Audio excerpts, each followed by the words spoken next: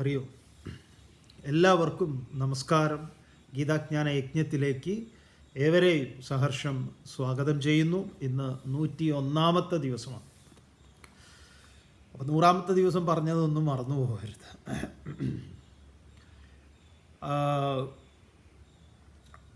ഭഗവാൻ 8-ാം അധ്യായത്തിൻ്റെ 12-ഉം 13-ഉം ശ്ലോകങ്ങൾ, അവിടെ നിന്നാണ് നമ്മൾ മാണ്ഡൂക്യ ഉപനിഷത്തിലേക്ക് കടന്നിട്ടുള്ളത്. സർവദ്വാരാണി സംയമ്യ മനോഹൃതി നിരുദ്ധ്യ ച മൂർധ്ന്യാധായാത്മനഃ പ്രാണ ആസ്ഥിതോ യോഗധാരണം. ഓമിത്യേകാക്ഷരം ബ്രഹ്മ വ്യാഹരൻ മാം അനുസ്മരൻ യ പ്രയാതി ത്യജൻ ദേഹം സയാതി പരമാം ഗതിം. ആരാണോ സർവദ്വാരാണി സംയമ്യ, എല്ലാ ഇന്ദ്രിയ വ്യാപാരങ്ങളെയും നിയന്ത്രിച്ച്, ആ വ്യാപാരങ്ങളെല്ലാം തന്നെ എവിടെ നിന്ന് ആവിർഭൂതമാകുന്നു എന്ന് പൂർണ്ണ നിശ്ചയവും ഉറപ്പുമുള്ള ഒരാൾക്ക് മാത്രമേ അതിനെ നിയന്ത്രിക്കാൻ സാധിക്കൂ. അതിൻ്റെ സ്വിച്ച് നമ്മുടെ കയ്യിലാണ്. അങ്ങനെ ആ സ്വിച്ച് നമ്മുടെ കയ്യിൽ കരഗതമാക്കുക, അതിൻ്റെ നിയന്ത്രണം നമ്മൾ ഏറ്റെടുക്കുക, അത് വളരെ പ്രധാനപ്പെട്ട ഒന്നാണ്.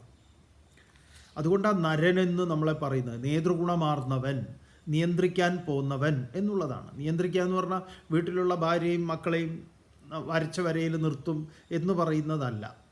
അതല്ല. ധീരൻ എന്ന് പറയുന്നത് തന്നെ എന്താ? വിഷയേഭ്യ ദിയം രാതി ഇതി ധീര. വിഷയങ്ങളിൽ നിന്ന് ഇന്ദ്രിയങ്ങളെ പിൻവലിക്കാൻ പ്രാപ്തനുള്ള കെൽപ്പുള്ള അവൻ്റെ പേരാണ് ധീരൻ. അല്ലാതെ കള്ളും കഞ്ചാവും അടിച്ചിട്ട് വല്ലവരെയും തല്ലുന്നതും പോലീസിനെ തല്ലുന്നതും ഒന്നുമല്ല ധീരത. അതുപോലെ മോട്ടോർ സൈക്കിൾ വല്ലവരുടെയൊക്കെ നെഞ്ചത്തേക്ക് കാണിച്ച് പേടിപ്പിച്ച് ബസ്സിൻ്റെ ഇടയിൽ കൂടെ അതിലേ പോയി ഇതിലേ പോയി ഈ ബ്ലേഡ് വെള്ളത്തിലിട്ടതുപോലെയൊക്കെ, ഇതൊക്കെയാണോ ധീരത? അല്ല. ഇതൊക്കെ ചെയ്യാതിരിക്കലാണ് ധീരത. ചിന്മയാൻ സ്വാമികൾ എപ്പോഴും പറയുന്ന ഒരു കാര്യമുണ്ട്. തോന്നിയത് ചെയ്യുക എന്നുള്ളത് സ്വാതന്ത്ര്യമല്ല, അത് തോന്നിവാസമാണ്. തോന്നിയത് ചെയ്യാനൊക്കെ എനിക്ക് തോന്നിയത് ഞാൻ ചെയ്യും എന്ന് പറയുന്നതിന് തോന്നിവാസം എന്നാ പറയുക. അത് സ്വാതന്ത്ര്യമല്ല. തോന്നുന്നത് ചെയ്യാതിരിക്കലാണ് സ്വാതന്ത്ര്യം. അവിടെയാണ് സംയമനം എന്ന് പറഞ്ഞത്. യഹ സർവദ്വാരാണി സംയമ്യ.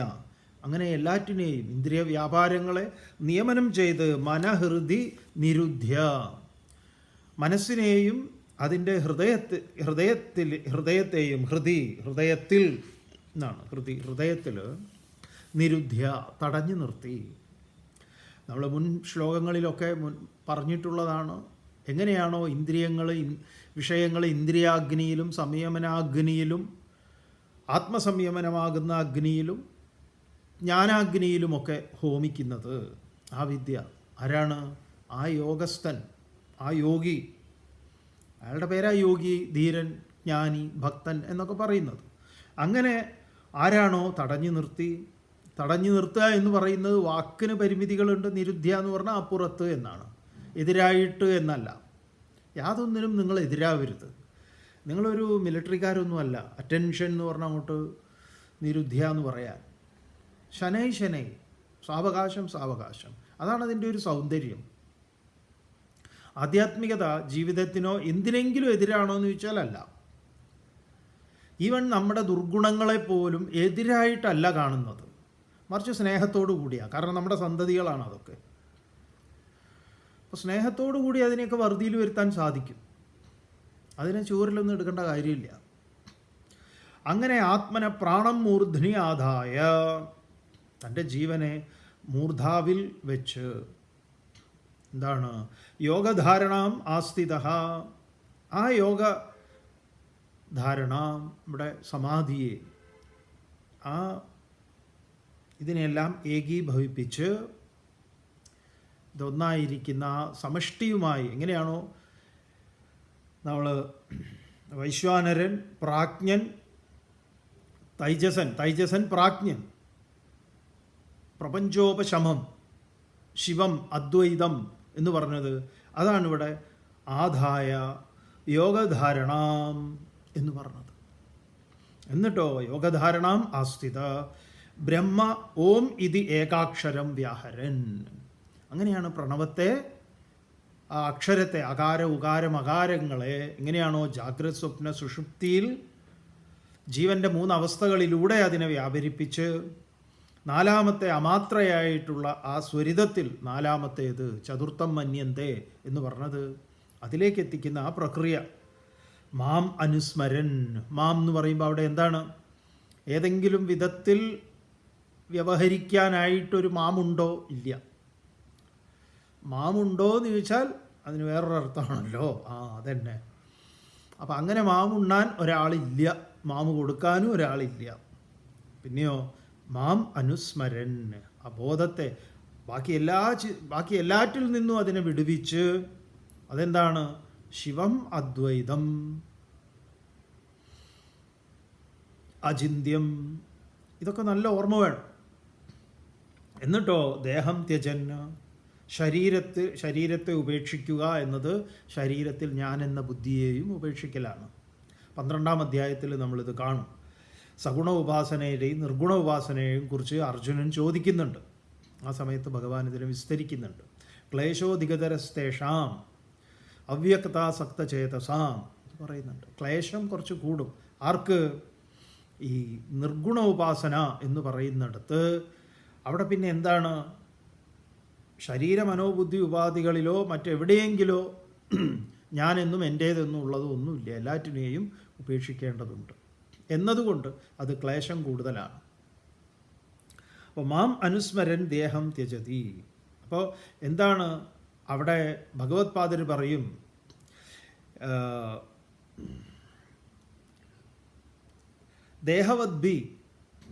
ദേഹവദ്ഭിഹി ദുഃഖം അവാപ്യതേ എന്നാണ് ഭഗവാൻ അവിടെ പറയുക. അപ്പോൾ ദേഹമുള്ളവർക്ക് ദുഃഖം ഉണ്ടാവുന്ന. അപ്പോൾ ദേഹവദ്ഭിഹി എന്നുള്ളതിന് ശങ്കര ഭഗവത്പാദർ അർത്ഥം പറഞ്ഞിരിക്കുന്നത് ഭാഷ്യത്തിൽ എന്താന്ന് പറഞ്ഞാൽ ദേഹാഭിമാനവദ്ഭി, ശരീരത്തിൽ ഞാനെന്നും എൻ്റേതും എന്നുള്ള ബോധമുള്ളവൻ എന്താണ്? ജനിമൃതി ഉള്ളതാണ്. അപ്പോൾ ആ നിലയിൽ ഇവിടെ പറയുന്നത് എന്താണ്?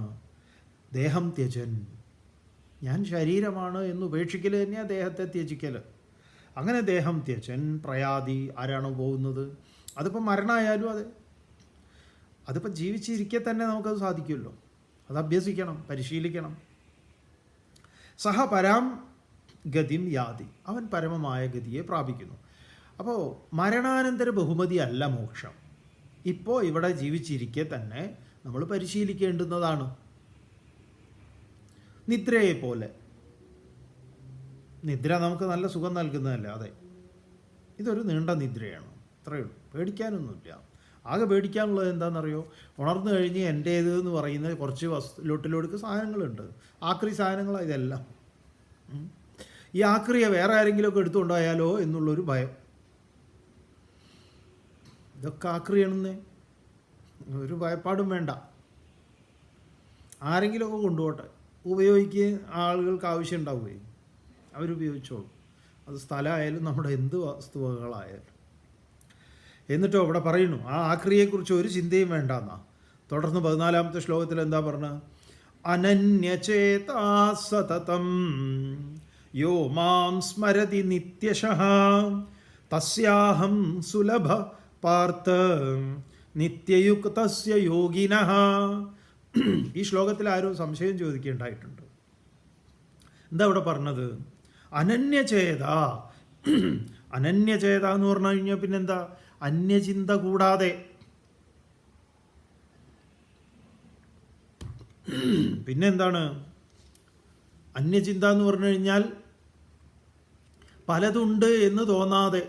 ഇത്രയേ ഉള്ളൂ, സിമ്പിളാണ് ഇതൊക്കെ. അന്യചിന്ത എന്ന് പറഞ്ഞാൽ പലതുണ്ട്. അപ്പം അങ്ങനെ അന്യചിന്ത ഇല്ലാതിരിക്കുമ്പോഴോ മാം ഏവ, അതുമാത്രം. അപ്പോൾ നിങ്ങൾ വീണ്ടും കൊണ്ടുപോയിട്ട് നമ്മൾ പഴയ പറഞ്ഞതുപോലെ ഉണ്ണിക്കണ്ണൻ, ബാലഗോപാലൻ, അമ്പലപ്പുഴ കണ്ണൻ എന്നൊന്നും പറയരുത്. അവ വീണ്ടും വീണ്ടും കൊണ്ടുപോകല. അപ്പോൾ അനന്യചേത സതതം നിത്യശഃ, സതതം എല്ലായ്പ്പോഴും, നിത്യശഃ എന്നും, മാം എന്നെ, സ്മരതി സ്മരിക്കുന്നത്, തസ്യ നിത്യയുക്തസ്യ ആ നിത്യയുക്തന്, അഹം സുലഭ ഞാൻ സുലഭനാണ്. ഞാൻ സുലഭനാണ് എന്ന് പറഞ്ഞു കഴിഞ്ഞാൽ എന്താണ് അതിൻ്റെ അർത്ഥം, താല്പര്യം? ഞാനാണവൻ. സുലഭം എന്ന് പറഞ്ഞാൽ അനായാസേന ലഭ്യം, അത്രയേ ഉള്ളൂ. കാരണം അവൻ അതിൽ നിന്ന് മാറുന്നില്ല.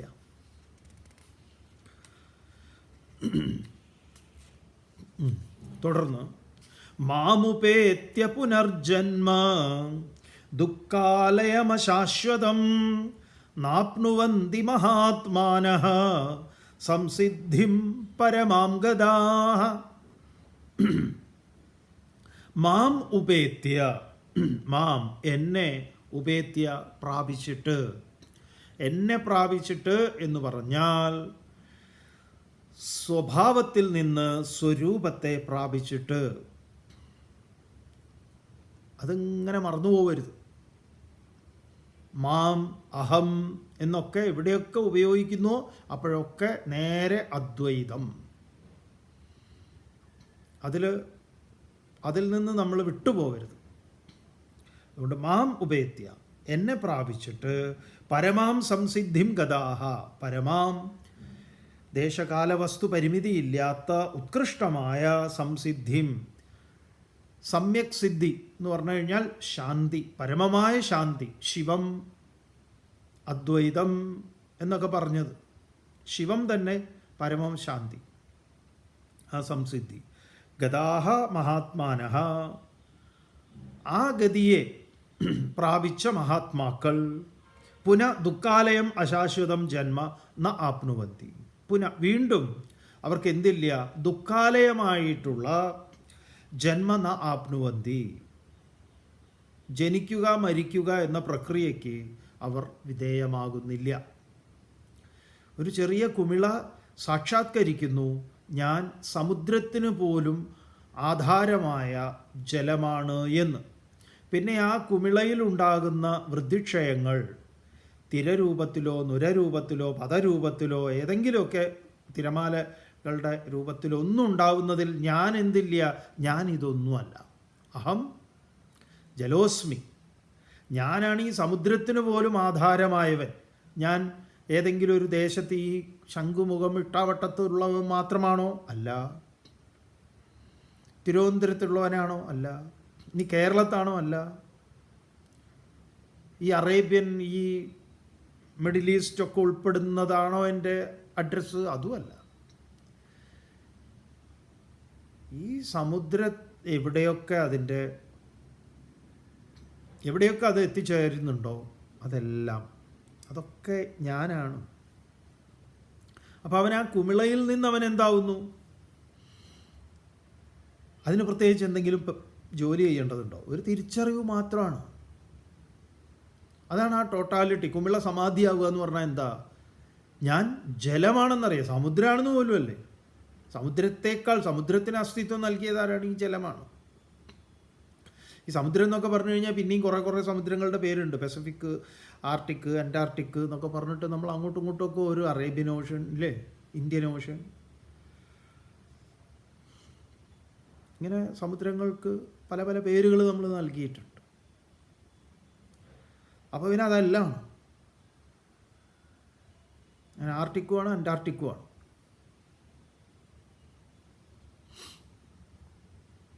ഇതാണ് പറയുന്നത്. മാം ഉപേത്യ എന്ന് പറയുന്നത് അതാണ്.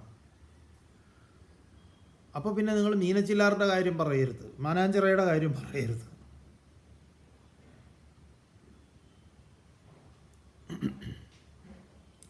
മഹാത്മാനഹ പുനഃദുഃഖാലയം. പിന്നെ അവർക്ക് എന്തില്ല? ഈ മാനാഞ്ചിറയായിട്ടും മീനച്ചില്ലാറായിട്ടും ഭാരതപ്പുഴയായിട്ടും ഇന്ത്യൻ ഓഷനായിട്ടും പസഫിക്കായിട്ടും ആർട്ടിക്കായിട്ടും അന്റാർട്ടിക്കായിട്ടും ഒന്നും അസ്തിത്വമില്ല. അത്തരം നാമകരണങ്ങളൊന്നും പിന്നെ അവനിലേക്ക് വന്നു ചേരുന്നില്ല. കാരണം എന്താ? സമുദ്രമേവ അഭിയന്തി. നമ്മുടെ തത്വമസി മഹാവാക്യം പറയുമ്പോൾ ഈ ഉദാഹരണം വരുന്നുണ്ട്. എങ്ങനെയാണോ കിഴക്കുന്നും പടിഞ്ഞാറെന്നും വടക്കുന്നും തെക്കുന്നും ഒക്കെ നാനാദിക്കുകളിൽ നിന്ന് നദി കുത്തിയൊഴുകി വന്ന് സമുദ്രമേവ അഭിയന്തി, സമുദ്രമായി തീരുന്നു. പിന്നെ അഹം അവിടെ ഞാൻ ഇന്നവനാണ് ഇന്നവനാണ് ഇന്നവനാണെന്നുള്ള അസ്തിത്വം ഉണ്ടോ? ഇല്ല. ഏതെങ്കിലുമൊക്കെ നദി, ഈ പറഞ്ഞ പല പല പല നദികളും പലയിടത്തു നിന്ന് വന്നിട്ട് എന്തിൽ വന്ന് ചേരുന്നു? സമുദ്രത്തിൽ ചേരുന്നു. സമുദ്രത്തിൽ ചേർന്ന് കഴിഞ്ഞാൽ പിന്നെ അവർക്ക് വേറിട്ട അസ്തിത്വം ഉണ്ടോ? ഇല്ല.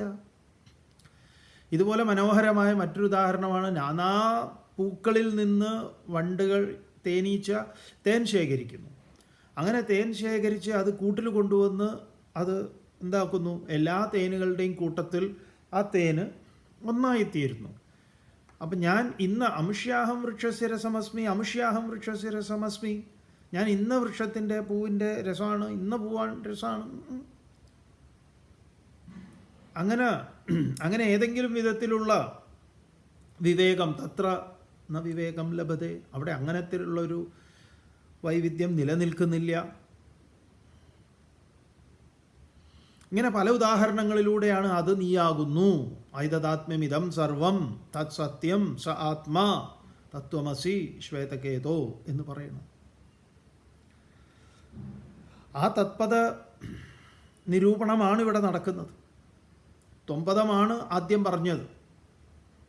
നീ ദുഃഖിക്കാൻ അവകാശമില്ലാത്തവനാണ് എന്ന് ആദ്യം പറഞ്ഞു. അശോച്യാൻ അന്വശോചസ്ത്വം പ്രജ്ഞാവാദാഞ്ച ഭാഷസേ. ഇതൊന്നും മറന്നു പോകരുത്. അതുകൊണ്ട് നിങ്ങൾ നന്നായിട്ട് കേൾക്കണം. കേട്ടത് തന്നെ കേട്ട് ഇത് ഉറപ്പിക്കണം. അപ്പം പുനഃ ദുഃഖാലയം അശാശ്വതം ജന്മ ന ആപ്നുവന്തി. പിന്നെ എന്തുണ്ടാവുന്നില്ല? ഈ പറഞ്ഞ ജനിമൃതികൾ ഉണ്ടാവുന്നില്ല. തുടർന്ന് ആ ബ്രഹ്മഭുവനാ ലോകാഹ പുനരാവൃത്തിനോർജുന മാമുപേത്യതു കൗന്ദേയ പുനർജന്മ ന വിദ്യതേ. ഇതേ ആശയത്തെ ഭഗവാൻ ഒന്നുകൂടെ ഉറപ്പിക്കുന്നു. ഹേ അർജുന, ആ ബ്രഹ്മഭുവനാ ലോകാഹ, ആ ബ്രഹ്മഭുവനാത്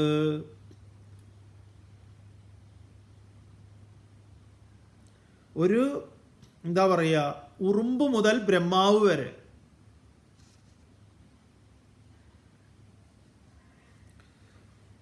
ഏതൊക്കെ വൈവിധ്യങ്ങളായിട്ടുള്ള ലോകങ്ങളുണ്ടോ, ഓരോരുത്തരുടെ ലോകങ്ങൾ വ്യത്യസ്തമാണ്. ലോകം എന്ന് പറഞ്ഞാൽ എന്താണ്? അനുഭവമണ്ഡലം. ലോക്യതേ ഭുജ്യതേ ഇതി ലോകഃ. നമ്മുടെ ഓരോരുത്തരുടെ ലോകം വ്യത്യസ്തമാണ്. ഭാര്യയുടെ ലോകമല്ല ഭർത്താവിൻ്റെ ലോകം. ഭർത്താവിൻ്റെയും ഭാര്യയുടെയും ലോകമല്ല അവരുടെ കുട്ടികളുടെ ലോകം. അവരുടെ കുട്ടികളുടെ ലോകമല്ല അവിടെ ജോലി ചെയ്യുന്ന ജോലിക്കാരിയുടെ ലോകം. അതല്ല അപ്പുറത്തെ വീട്ടുകാരൻ്റെ ലോകം. ഇതൊന്നുമല്ല നമ്മുടെ വീട്ടിൽ വളർത്തുന്ന നായയുടെ ലോകം. ഇനി നമ്മുടെ ഗ്യാസ് കുറ്റിയുടെ അതിൻ്റെ അടിയിലും ആ പരിസരത്തും ഒക്കെ ഒളിച്ചിരുന്ന് അല്ല ഇല്ലറ എന്താ പറയുക, കിട്ടുന്ന ലോട്ടിലൊടുക്ക് എന്തെങ്കിലുമൊക്കെ കിട്ടുന്നത് ജീവിച്ച് തിന്ന് ഭക്ഷിച്ച് ജീവിച്ചു പോരുന്ന ഒരു എലിയുടെ, ചുണ്ടലിയുടെ ലോകം വേറെയാണ്. അതല്ല അവനെ പിടിക്കാൻ നിൽക്കുന്ന പാമ്പിൻ്റെ ലോകം. അതല്ല ഇവനേക്കാൾ വലിയ പെരിച്ചാഴിയുടെ ലോകം.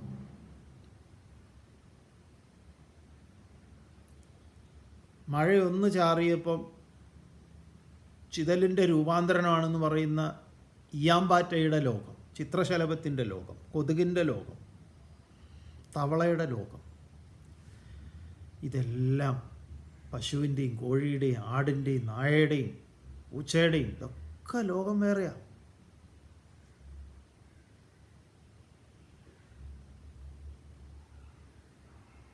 അവരുടെയൊക്കെ ലോകം എന്താണ്? വ്യത്യസ്തമാണ്. അവരുടെയൊക്കെ ടൈം പീസ്, ക്ലോക്ക് വ്യത്യസ്തമാണ്. നമ്മുടെ ക്ലോക്കല്ല അവരുടെയൊന്നും ക്ലോക്ക്. നമ്മൾ ഈ ടൈം സെറ്റ് ചെയ്ത് എന്തോ ഭയങ്കര സംഭവമാണെന്നൊക്കെ പറഞ്ഞ് നിൽക്കുന്ന ഈ ക്ലോക്ക് ആർക്ക്?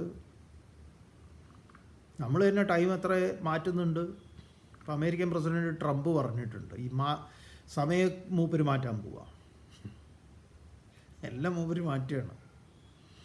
അവിടെ പല സ്റ്റേറ്റിനും പല സമയങ്ങളാണല്ലോ. നമുക്കും വേണ്ടതാണ് പല സമയം. ശരിക്കും പറഞ്ഞാൽ ഇപ്പോൾ പോർട്ട് ബ്ലെയർ ഒന്നും നമ്മുടെ ഈ ക്ലോക്കുമായിട്ട് ചേർന്ന് നിൽക്കുന്നതല്ല. ഈവൻ ചെന്നൈ പോലും നമ്മുടെ കേരളത്തിനടുത്തുള്ളതാണ്. അരുണാചൽ, അതുപോലെ ഹിമാചൽ. അരുണാചലൊക്കെ ചൈനയുടെ സമയമാണ് സ്വീകരിച്ചു ഇരിക്കുന്നതെന്ന് തോന്നുന്നുണ്ട് കൂടുതലും. പോർട്ട് ബ്ലെയറിൻ്റെ കാര്യത്തിലാണ് വലിയ കഷ്ടം. പക്ഷേ പോർട്ട് ബ്ലെയറിലെ ടൈം ഓഫീസ് സമയമൊക്കെ വ്യത്യാസമാണ്. വളരെ നേരത്തെ സൂര്യൻ ഉദിക്കുന്നതാണ് അവിടെ.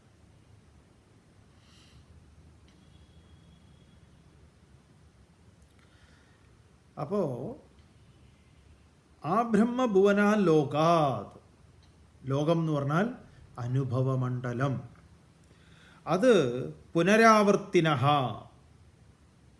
അതിങ്ങനെ വീണ്ടും വീണ്ടും ആവർത്തിച്ചു കൊണ്ടിരിക്കുന്നതാണ് ലോകാനുഭവങ്ങൾ. ഹേ കൗന്ദേയ, അല്ലയോ കുന്തിയുടെ പുത്ര, മോനെ, മാം ഉപേത്യതു, എന്നെ പ്രാപിച്ചാൽ എന്താ സ്ഥിതി എന്നാണെങ്കിലോ, പിന്നെ മാം ഉപേത്യതു, എന്നെ പ്രാപിച്ചവരാകട്ടെ ജന്മ ന വിദ്യത, പിന്നെ അവർക്ക് എന്തില്ല, ജന്മം എന്നത് അവരെ സംബന്ധിച്ച് അവർ അറിയുന്നില്ല. അതെന്താ അങ്ങനെ പറഞ്ഞത്? അതെ, അവർക്ക് ഈ വിശ്വവുമായി വേറിട്ടൊരു അസ്തിത്വം നിലനിൽക്കുന്നില്ല. അതാണ്. നമ്മൾ ഇട്ടാവട്ടത്തല്ല. പിന്നെ ഇതൊക്കെ നടക്കുന്ന കാര്യമാണോ സ്വാമി? എന്താ നടക്കാതെ? നമ്മൾ പല കാര്യത്തിലും നമ്മൾ നടക്കുന്നുണ്ടല്ലോ. എന്ത് കാര്യത്തിൽ? അതായത് നമ്മളൊരു വ്യക്തി എന്നുള്ള നിലയിൽ നമുക്കൊരു ഐഡൻറ്റിറ്റി ഉണ്ട് ഓരോരുത്തർക്കും. പക്ഷെ നമ്മൾ നമ്മുടെ ജാതിയുമായി ചേർത്ത് കഴിഞ്ഞാലോ, ആരെങ്കിലും നമ്മുടെ ജാതിയെക്കുറിച്ച് എന്തെങ്കിലുമൊക്കെ പറഞ്ഞാലോ, അപ്പോഴേക്കും ആ ജാതി ഗ്രൂപ്പിൽ, വാട്സാപ്പ് ഗ്രൂപ്പിൽ നമ്മൾ ആക്റ്റീവായി. അല്ലല്ല, അത് എത്രയായാലും അത് ശരിയായില്ല. അത് അല്ലെങ്കിലും നമുക്കൊന്നൊരു ഒരുമയില്ല. എന്നേ ഒരുമയൊക്കെ ഉണ്ടെങ്കിൽ ഇങ്ങനെ ആവുമോ? നമ്മുടെ സ്ഥാനാർത്ഥി തോറ്റത് എന്താ കാരണം? നമുക്കൊരുമയില്ലാഞ്ഞിട്ട്. നമ്മുടെ ജാതിക്കാരിവിടെ ഇല്ലാഞ്ഞിട്ടാണ്. വോട്ടിംഗ് പേഴ്സൻ്റ് എടുത്താൽ നമ്മുടെ ജാതിക്കാരാണ് ഏറ്റവും കൂടുതൽ. എന്നിട്ട് എന്തേ നമ്മുടെ ജാതിക്കാരൻ തോറ്റു, അന്യജാതിക്കാരൻ ജയിച്ചത്? നമ്മുടെ ഒരുമയില്ലായ്മയാണ്. തുടങ്ങി അങ്ങോട്ട്. മതത്തെക്കുറിച്ച് പറയുമ്പോഴോ, അമ്പോ നമ്മുടെ മതം. രാഷ്ട്രീയത്തിൽ നമ്മുടെ രാഷ്ട്രീയം. അപ്പം ഇതിലൊക്കെ നമ്മളിങ്ങനെ പടർന്ന് പന്തലിച്ച് നിൽക്കുക. ഇത് നമ്മുടെ മലയാളി എന്നുള്ള നിലയിലോ, ഓണം വരുമ്പം, വിഷു വരുമ്പം, അതിപ്പോൾ അമേരിക്കയിലാണെങ്കിലും ഞങ്ങൾ വെള്ള മുണ്ടക്കൊടുത്ത് ജുബ്ബയൊക്കെ ഇട്ട് എല്ലാ വർഷവും ഇതിന് വേണ്ടിയിട്ട് മാത്രം എടുത്ത് വയ്ക്കുന്നുണ്ട്. അത് കഴിഞ്ഞാൽ കവറിലാക്കി സൂക്ഷിച്ച് വയ്ക്കും അടുത്ത ഓണത്തിന് എടുക്കാൻ. കഴിഞ്ഞ ഓണത്തിൻ്റെ സാമ്പാറൊക്കെ ചിലപ്പോൾ അതിലുണ്ടാവും, എന്നാലും വേണ്ടില്ല. അങ്ങനെ സിൽക്ക് ജുബ്ബയൊക്കെ ഇട്ട് വി ആർ മല്ലൂസ് എന്ന് പറഞ്ഞ് ഓണാണെങ്കിലും എന്താ പറയുക, എല്ലാ പരിപാടികളും. അപ്പോൾ അവിടെ എന്താണ്? മലയാളിയുടെ ദേശീയ ഉത്സവം. അപ്പോൾ പെരുന്നാളായാലും എന്തൊക്കെയായാലും, ക്രിക്കറ്റ്, ഫുട്ബോൾ നല്ല കാലത്തിന് ഇന്ത്യക്ക് അങ്ങനെ കളിക്കാൻ പ്രത്യേകിച്ച് പറയാനൊന്നുമില്ല. ഉണ്ട്, ഇല്ല എന്നല്ല, എന്നാലും വേൾഡ് കപ്പ് എന്നൊക്കെ പറയുമ്പോൾ ഇന്ത്യൻ ടീമിനെ കുറിച്ച് നമുക്കങ്ങനെ വലിയ പ്രതീക്ഷയൊന്നുമില്ലല്ലോ. നമ്മളെല്ലാവരും പറയും, ഇന്ത്യയിൽ ഇത്ര കോടി ജനം ഉണ്ടായിട്ട് നല്ലൊരു ഫുട്ബോൾ ടീം ഉണ്ടാക്കാൻ പറ്റിയില്ലല്ലോ എന്നൊക്കെ പറയും. അത്ര തന്നെ ആ സമയത്ത് പറയുന്നത്. അത് കഴിഞ്ഞാൽ നമ്മുടെ സ്വന്തം മോൻ തന്നെ ഫുട്ബോൾ കളിക്കാൻ പോയാൽ അവനെ അടിച്ച് കാലൊടിക്കുന്ന വിധത്തിൽ തല്ലും. അത് വേറെ കാര്യം. എന്നിട്ട് നമ്മൾ പറയുകയും ചെയ്യും, ഈ ഫുട്ബോൾ വരുമ്പോൾ എന്താ പറയുക, ഇത്ര കോടി ജനമുണ്ട്, ഒരു 11 ആളെ നമുക്ക് ഉണ്ടാക്കാൻ സാധിച്ചിട്ടില്ല.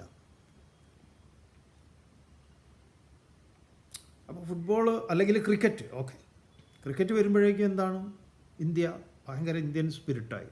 അപ്പോഴോ നമ്മുടെ ഐഡൻറ്റിറ്റിയുടെ വലുപ്പം എത്രയായി? ഈ ദേശത്തോളമായി. ഇനി എന്തെങ്കിലും ഒരു മറ്റ് ഏഷ്യൻ രാജ്യങ്ങളെയൊക്കെ സംബന്ധിക്കുന്ന കാര്യങ്ങൾ വരുമ്പോഴോ അപ്പോൾ ഒരു ഏഷ്യക്കാരൻ എന്നുള്ള ഒരു യൂണിറ്റി വന്നു. ഇനി ഭൂമിയിലെ മുഴുവൻ മനുഷ്യന്മാരെ സംബന്ധിക്കുന്നതും ഒക്കെ ആയി വരുമ്പോഴോ ഭൂമിയോളം അവന് വലുതാവാനൊക്കെ സാധിക്കും. എൻ്റെ പൊന്നുമോനെ, അതിൻ്റെ അതിർവരമ്പൊക്കെ വിട്ട് ഈ വിശ്വത്തിൻ്റെ മുഴുവൻ ആധാരമാണ് നീ. അങ്ങനെ ഒരു അസോസിയേഷൻ ഉണ്ട്. ആ അസോസിയേഷനെ കുറിച്ചാണ് ഭഗവാൻ ഇവിടെ പറഞ്ഞത്.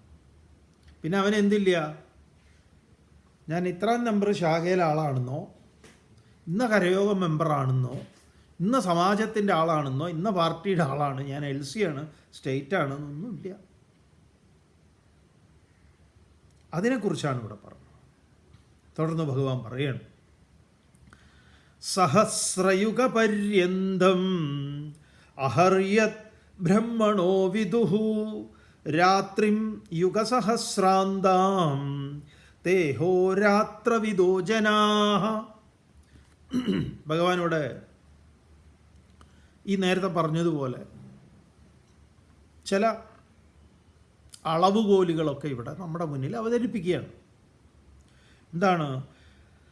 സഹസ്രയുഗപര്യന്തം,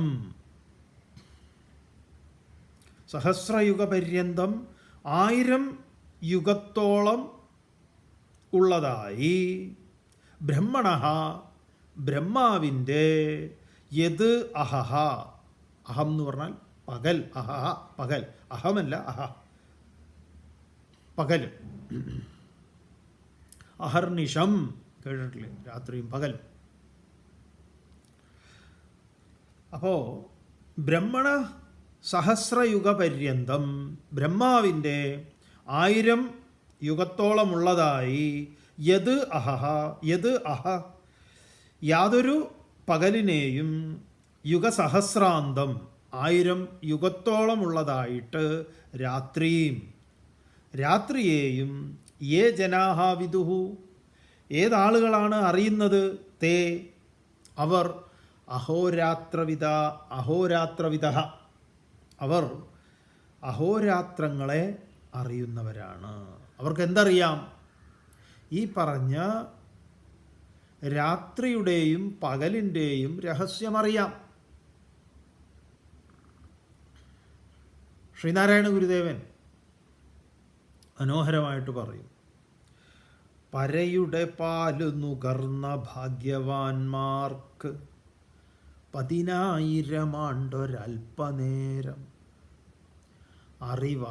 അറിവപരപ്രകൃതിക്കധീനമായാൽ അരനൊടി 1000 ആണ്ടുപോലെ തോന്നും. പരയുടെ പാല് നുകർന്ന ഭാഗ്യവാന്മാർക്ക്, ആരാണ് പരയുടെ പാല് നുകർന്ന ഭാഗ്യവാന്മാർ? ഇവിടെ നേരത്തെ പറഞ്ഞ മാം ഉപേത്യ, അവർ ഭാഗ്യവാന്മാരാണ്. ആ ഭാഗ്യവാന്മാരെ കുറിച്ച് ഭഗവാൻ തന്നെ ഇവിടെ പറഞ്ഞു, മഹാത്മാനഃ, മഹാത്മാക്കൾ. അവർക്ക് 10,000 ആണ്ട് ഒരല്പനേരം, അതൊരു ക്ഷണമാണ്. എന്തുകൊണ്ട്? അവർ കാലത്തിലല്ല, അവർ കാലാതീതന്മാരാണ്. അതുകൊണ്ടാണ് കാലാതീതൻ എന്ന് പറയും. എന്നാൽ അറിവ് അപരപ്രകൃതിക്ക് അധീനമായാൽ,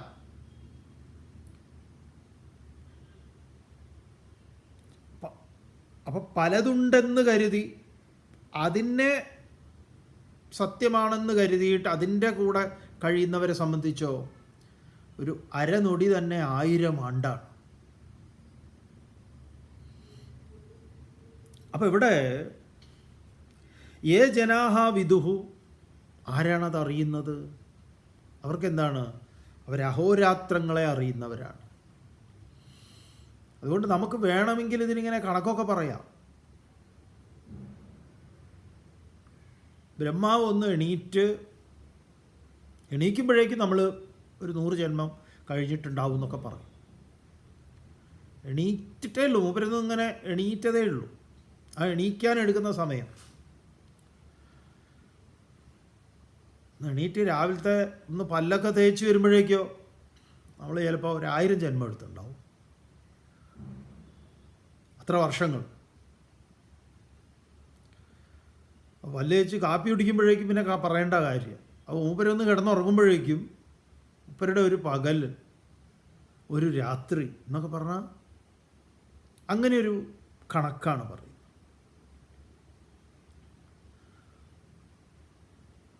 ഇന്നലെ അത്യാവശ്യം നല്ല മഴയുണ്ടായിരുന്നു.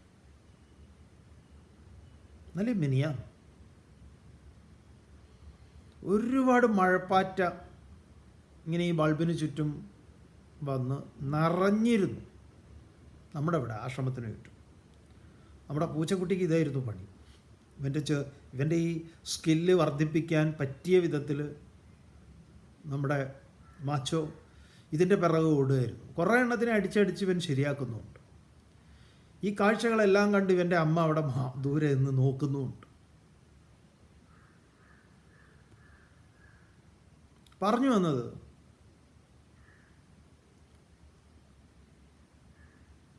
ഒരു 90 വയസ്സായിട്ടുള്ള ഒരാൾ ഒരു മഴപ്പാറ്റയായിട്ട് സംഭാഷണം നടത്തുകയാണ്.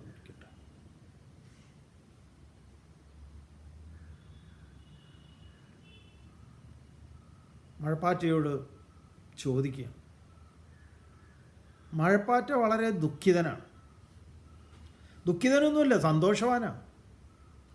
നമ്മളാണ് മഴപ്പാറ്റയുടെ ജീവിതം നോക്കി ദുഃഖം രേഖപ്പെടുത്തുന്നതും ഉപമകളൊക്കെ നിരത്തുന്നതും. ഈയാമ്പാറ്റ കണക്കേ എന്നൊക്കെ പറയും ജീവിതം. അപ്പോൾ ഈ പ്രകാശം കണ്ട്, അല്ലെങ്കിൽ അവിടെ വിളക്ക് കത്തിച്ച് വെച്ചിട്ടുണ്ടെങ്കിൽ അതിൽ വന്ന് ചിറകൊക്കെ കരിഞ്ഞ് പിന്നെ അതിനെ പിടിക്കാൻ പല്ലി കാത്തു നിൽക്കും. അവിടെ വന്ന് നിന്ന് ഒറ്റപ്പെടുത്താണ്. ഇതിങ്ങോട്ട് ജനിച്ചിങ്ങോട്ട് ചിറകടിച്ച് വന്ന് നേരെ പോകുന്നത് പല്ലിയുടെ വായിലേക്ക്, അല്ലെങ്കിൽ തീയിൽ അഗ്നിയിലേക്ക്. ഇങ്ങനെയാണ്. അപ്പം നമ്മളെ സംബന്ധിച്ച് നമ്മുടെ ക്ലോക്കിലാണ് നമ്മളതിനെ കാണുന്നത്. അതായത് നമ്മുടെ സമയത്തിലാണ് നമ്മൾ പറയുന്നത് ഇതാ ജനിച്ച ഒരു 2 മിനിറ്റ് 5 മിനിറ്റ്. പക്ഷെ അതിനങ്ങനെയാണോ? നമ്മൾ ചിത്രശലഭത്തിൻ്റെ ആയുസ് 1 ദിവസമാണ് എന്നൊക്കെ പറയും. ശരി, ഇരിക്കട്ടെ, 24 മണിക്കൂറാണ് എങ്കിൽ അങ്ങനെ ഒരു ചിത്രശലഭമായിട്ട് നമ്മൾ സംഭാഷണം നടത്തുകയാണ്. അപ്പം അവൻ്റെ ലോകം, അവൻ്റെ ക്ലോക്ക് എന്ന് പറയുന്നത് നമ്മുടെ ക്ലോക്ക് അല്ല സത്യത്തിൽ. ഈ ഹോട്ടലിലൊക്കെ പോയി കഴിഞ്ഞാൽ ചില ക്ലോക്കുകളൊക്കെ വയ്ക്കുന്നില്ലേ? ന്യൂയോർക്ക്, ലണ്ടൻ,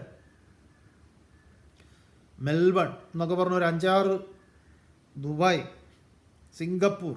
ഇതിനെ ഈ പല ക്ലോക്കുകൾ നിരത്തി വെച്ചിരിക്കുന്നത് പല സമയങ്ങളാണ്.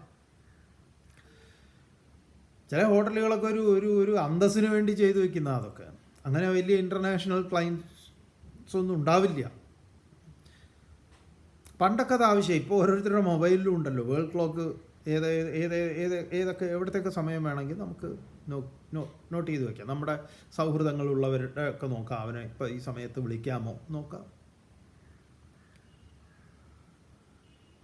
അപ്പോൾ ഒരു 90 വയസ്സായ ഒരാൾ ഒരു ചിത്രശലഭവുമായിട്ട് സംസാരിക്കുന്നു. അവരുടെ വിഷയം ആയുസ്സാണ്. അപ്പം നമ്മൾ അവനോട് പറയുകയാണ്, ഞങ്ങൾ മനുഷ്യന്മാർ 110 വർഷമൊക്കെ ജീവിക്കും, എനിക്കിപ്പോൾ 90 വയസ്സായി. അപ്പോൾ ഇവൻ്റെ ഒരു വർഷം എന്ന് പറയുന്നത് ചിലപ്പം 1 മിനിറ്റായിരിക്കും. നമ്മുടെ 1 മിനിറ്റായിരിക്കും അവൻ്റെ 1 വർഷം. അങ്ങനെ അവൻ അറിയാണ് അവൻ്റെ 1 മിനിറ്റ് എന്ന് പറയുന്നതാണ് അവൻ്റെ ഒരു ആയുസ്. അപ്പോൾ അവൻ അതിനെ ആ സെക്കൻഡും അതിൻ്റെ മൈക്രോ സെക്കൻഡും ഒക്കെ നോക്കിയിട്ട് അവൻ്റെ ഒരു രാവിലെയും ഉച്ചയും രാത്രിയൊക്കെ ഉണ്ട്. അതൊക്കെ വ്യത്യാസപ്പെട്ടതാണ്. അവൻ നമ്മുടെ ആയുസ്സിനെ കുറിച്ച് ചിന്തിക്കുമ്പം അവൻ വായ പൊളിക്കുന്നില്ലേ? അതേപോലെ അവിടെ ബ്രഹ്മാവിൻ്റെ ആയുസ് അത്രയേ ഉള്ളൂ. ചില വൃക്ഷങ്ങളുടെ ആയുസ്സില്ല. അപ്പോൾ ഈ വൃക്ഷങ്ങളും ചിത്രശലഭവുമായിട്ട് സംസാരിച്ചാലോ?